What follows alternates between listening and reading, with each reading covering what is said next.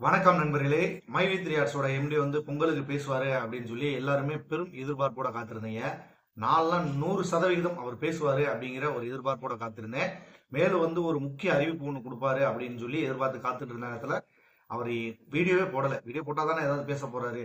இருந்தாலும் வந்து இது உங்களுக்கு வந்து எந்த அளவுக்கு மன உளைச்சல் ஏற்படுத்துச்சோ இல்லையோ, எனக்கு பெரும் மன உளைச்சல் ஏற்படுத்துச்சு. என்னால எந்த ஒரு வேலையுமே செய்ய முடியல. ஏன்னா அந்த அளவுக்கு நான் எதிர்பார்த்தேன். சரி, எதுக்காக அவர் பேசல அப்படின்னு சொல்லி சில காரணங்கள் வந்து சொல்லியிருந்தாங்க.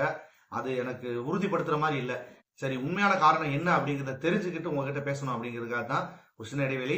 இப்ப அதை உறுதிப்படுத்துற சில தகவல் வந்து நமக்கு கிடைச்சிருக்கு. எம்டி ஏன் பேசல அப்படிங்கிற ஒரு விஷயத்த வந்து இப்ப நமக்கு வந்து சொல்லியிருக்காங்க. என்ன காரணம்னு பாத்தீங்கன்னா, அவர் பேசுறதுக்கு எல்லாத்துக்குமே ரெடியா தான் இருந்திருக்கு.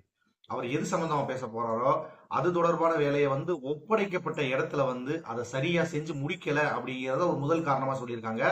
அதை இன்னும் வந்து உறுதிப்படுத்த வேண்டிய ஒரு கட்டாயம் இருக்கு. நான் கிளைமேக்ஸ்ல சொல்றேன்.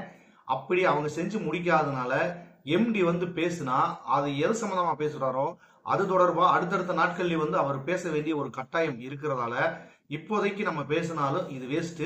இதை சரி பண்ணிட்டு அப்புறமா பேசலாம் அப்படிங்கிறதுக்காக தான் ஒட்டுமொத்த டீம் வந்து இப்போதைக்கு பேச வேண்டாம் அப்படின்னு சொல்லி முடிவெடுத்து அவர் வந்து பேசல அப்படிங்கிறத வந்து சொல்லியிருக்காங்க. அதுக்கான காரணத்தை அவங்க சொல்லியிருக்காங்க. அது வந்து ஏத்துக்கிற மாதிரி தான் இருக்கு எனக்கு. ஏன்னா என்னால ஏத்துக்க முடியல, நானே சொல்லிடுவேன். இது வந்து சொல்லியிருக்காங்க, இது வந்து ஏத்துக்கிற மாதிரி இல்ல, வேற ஏதாவது காரணங்கள் இருக்கலாம் அப்படிங்கிறத நான் சொல்லிடுவேன்.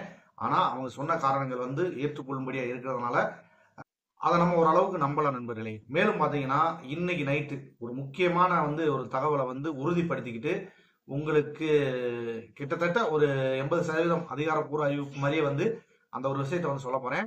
ஆனா அவங்க வந்து எக்ஸ்ட்ரா ஒரு 3 விஷயம் சொல்லியிருக்காங்க. அதுல என்னங்கிறது வந்து எது என்ன பண்ணிட்டு இருக்காங்க அப்படிங்கிறதையும் இன்னைக்கு நைட்டுக்குள்ள நமக்கு வந்து ஃபுல் தகவல் தெரிஞ்சிடும். அது தொடர்பாகவும் சில மேலோட்டமான சில தகவல்கள் வந்து உங்களுக்கு நான் வந்து அதில் சொல்றேன். அதை நீங்க பார்த்து தெரிஞ்சுக்கோங்க.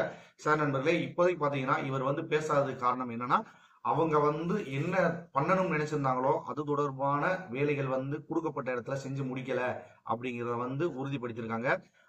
அவங்க சொன்னது உண்மைதான். ஆனா அதை செய்யாம வந்து எம்டி என்ன பேசினாலும் அது வந்து மக்களுக்கு வந்து ஏற்புடையதா இருக்காது அப்படிங்கிறத நானுமே யோசிச்சு புரிஞ்சுக்கிட்டேன். அதனால இப்போதைக்கு வந்து அவர் பேசாம இருந்ததும் ஒரு வகையில் நல்லதுதான்.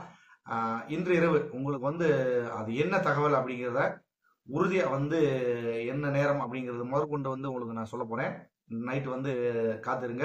அது விளக்கமா வந்து அந்த வீடியோவில் நம்ம பார்க்கலாம். சார் நண்பர்களே, இப்ப எம்டி பேசலையா அப்படிங்கிற வருத்தங்கள் ஒரு பக்கம் இருந்தாலும் அது தொடர்பா என்ன நடக்க போகுதுன்ற ஒரு மகிழ்ச்சியான ஒரு செய்தி வந்து பின்னாடி நமக்கு வரப்போகுது. அந்த மகிழ்ச்சியான செய்தி என்ன அப்படின்னு தெரிஞ்சுக்கிறது அவளோட காத்திருங்க. நன்றி நண்பர்களே. மீண்டும் அந்த மகிழ்ச்சியான ஒரு தகவலோட உங்களை நான் சந்திக்கிறேன். மெய்ப்பொருள் காண்பதறிவு. வாழ்க வளமுடன்.